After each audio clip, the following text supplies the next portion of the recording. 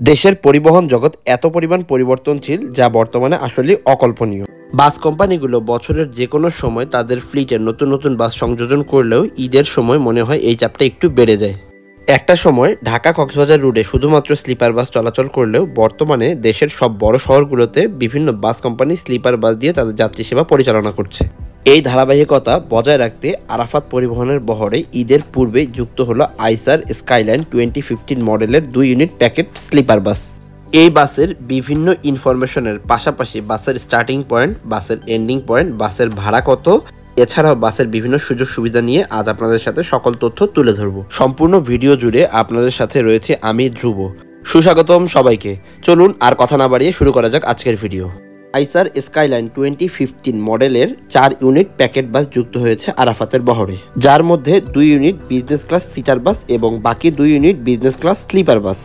Business class seater যে বাসগুলো, সেই বাসগুলোর একটি ডেডিকেটেড ভিডিও রয়েছে আমার এই চ্যানেলে, চাইলে আপনারা ঘুরে দেখে আসতে পারেন। আজ স্লিপার বাসগুলোর টোটাল ইনফরমেশন তুলে ধরার চেষ্টা করেছি। এই বাসের ফ্রন্টের নিচের অংশ লাক্সানা SR2 এর যে মডেলের বাসগুলো হয় সেই আদলেই তৈরি করা হয়েছে। এছাড়াও লাক্সানা SR2 এর যে ফ্রন্ট লাইটগুলো হয় সেই লাইটগুলো এই বাসে ইউজ করা হয়েছে। এই বাসে কমফোর্টেবলি ভ্রমণের জন্য এই বাসের পেছনের চাকায় এয়ারব্যাগের সুবিধা রয়েছে। বর্তমানে কমফোর্টেবল ভ্রমণের পাশাপাশি যাত্রীদের আরেকটি মুখ্য চাহিদা থাকে বাসের গতি। বাসের গতি যদি কিছুটা কম থাকে সেক্ষেত্রে অনেক যাত্রী বিরক্তি প্রকাশ করেন। এই বাসটি 180 হর্স পাওয়ার এবং 2500 RPM শক্তি উৎপন্ন করতে সক্ষম, যদিও স্লিপার বাসগুলো একটু ধীরে সুস্থে চলাচল করে। এই বাসের সেফটির কথা বলতে গেলে এই বাসের ড্রাম ব্রেকের সাথে সাথে এয়ার ব্রেকেরও সুবিধা রয়েছে, যা যে কোনো বিপদের মুহূর্তে বাসটিকে ড্রাইভারের কন্ট্রোলে আনতে সক্ষম। বাসের ফ্রন্টে এয়ার ভেন্ট ইউজ করা হয়েছে ইঞ্জিনের এয়ার সার্কুলেশন ঠিক থাকার জন্য। তার মাঝ বরাবর রয়েছে আইসারের লোগো এবং তার ঠিক উপরের দিকে রয়েছে আইসারের একটি ট্যাগ। বাসের পেইন্ট স্কিনের কথায় যদি আসি, এই বাসের পেইন্ট স্কিন একেবারেই সিম্পল রাখা হয়েছে। অ্যাশ কালারের মধ্যে ব্ল্যাক এবং ব্লু কালারের লম্বা লম্বা বেশ কয়েকটি শেড রয়েছে। বাসের এই সিম্পল কালারটি আমার কাছে মনে হয়েছে এই বাসটিকে অনেকটা স্মার্ট করে তুলেছে। বাসের সাইড বডিতে বেশ কিছু ইন্ডিকেটর লাইট রয়েছে, যেগুলো আমার কাছে মনে হয়েছে দিনের চেয়ে রাতে বেশি উপযোগী এবং রাতে এই বাসটিকে যথেষ্ট গর্জিয়াস করে তুলবে। এই বাসের ব্যাকেও খুব ভালো কাজ করা হয়েছে এবং যে লাইটগুলো ইউজ করা হয়েছে সেগুলো লাক্সানা SR2 এর টেল লাইট এবং বার লাইটগুলো সবগুলোই অরিজিনাল মনে হয়েছে আমার চোখে। বাসের পেছনের দিকে একটি ক্যামেরা ব্যবহার করা হয়েছে, যেটি ড্রাইভারকে অনেকটা উপকার করবে বাসটির মুভমেন্টের ক্ষেত্রে। এই ছিল বাসের এক্সটেরিয়র পার্টের একটি রিভিউ। এবার চলুন বাসের ইন্টেরিয়র পার্টে কী রকম কাজ করা হয়েছে সেগুলো দেখে আসা যাক। শুরুতেই চালকের আসন এবং ড্যাশবোর্ড। বাসটিকে কন্ট্রোল করার জন্য যাবতীয় সুইচ এই জায়গাতেই দেওয়া ছিল।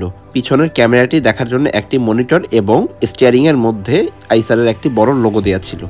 বাসটিতে রেড কালারের আর্টিফিশিয়াল লেদার ইউজ করা হয়েছে। শুরুতে একটি অটোমেটিক ঘড়ির ব্যবস্থা রাখা হয়েছে। প্রধান যে লাইটগুলো ইউজ করা হয়েছে সেগুলো আমার কাছে একটু পরিবর্তন মনে হয়েছে অন্যান্য স্লিপার বাসের চেয়ে। ভিতরের কেবিনের সেফটির জন্য একটি লকেবল ডোরের ব্যবস্থা রয়েছে এই বাসে। এই বাসটি সম্পূর্ণ স্লিপার, অর্থাৎ উপরে এবং নিচে দুই জায়গাতে বেডের ব্যবস্থা রয়েছে। সম্পূর্ণ ফ্ল্যাট সিট ইউজ করা হয়েছে। লম্বা দূরত্বের ভ্রমণে একটু খাড়া যে সিটগুলো সেগুলোর চেয়ে আমার কাছে মনে হয় ফ্ল্যাট সিটগুলোই সবচেয়ে ভালো। ফ্ল্যাট সিটে সম্পূর্ণ বাড়ির একটি ফিল পাবেন আপনি এই বাসে ভ্রমণ করে। বিজনেস ক্লাস 2:1 ফরমেশনে সর্বমোট 20টি কেবিন রয়েছে এই বাসে। এক পাশে একটি সিট এবং বিপরীত দিকে 2টি করে সিট। আপার এবং লোয়ার ডেক মিলে সর্বমোট 30টি সিট রয়েছে এই বাসে।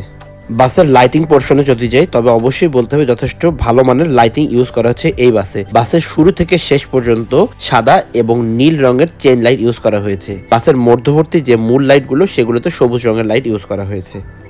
বাসটি সম্পূর্ণ নতুন হয় এখনও বাসের পর্দাগুলো লাগানো হয়নি। এছাড়াও কেবিনের কোলবালিশ, কুশন এবং ব্ল্যাঙ্কেট কোনোটাই দেওয়া হয়নি। কেবিন সিকিউরিটির জন্য কেবিনগুলোতে পর্দা লাগানো হবে, যদিও আমি বেশ কিছু স্লিপার বাসে থাই গ্লাস দেখেছিলাম। এই হলো বাসের ডাবল কেবিন। মাথার ঠিক পেছনের দিকে মোবাইল এবং ল্যাপটপ চার্জ দেওয়ার জন্য 2 পিন এবং 3 পিনের সুব্যবস্থা রাখা হয়েছে।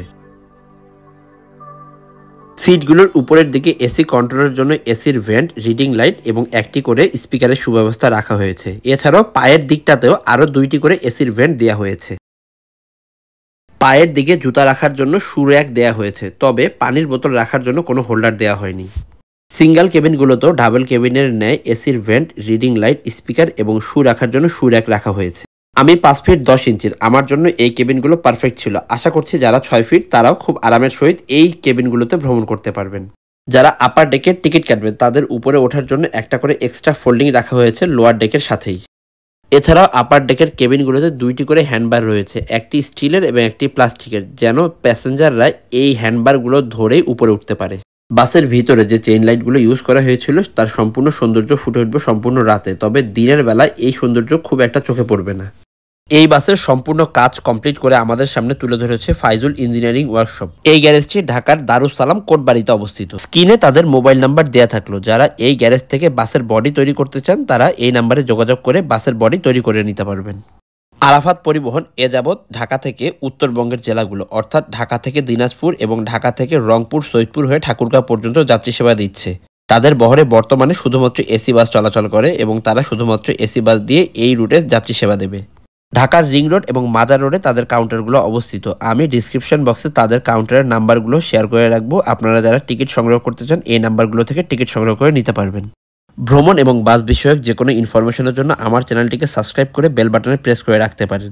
আজ আর কথা বাড়াচ্ছি না, আবারও দেখা হচ্ছে নতুন কোনো ভিডিও নিয়ে। ততক্ষণ পর্যন্ত সবাই ভালো থাকবেন, সুস্থ থাকবেন। শুভ বিদায়।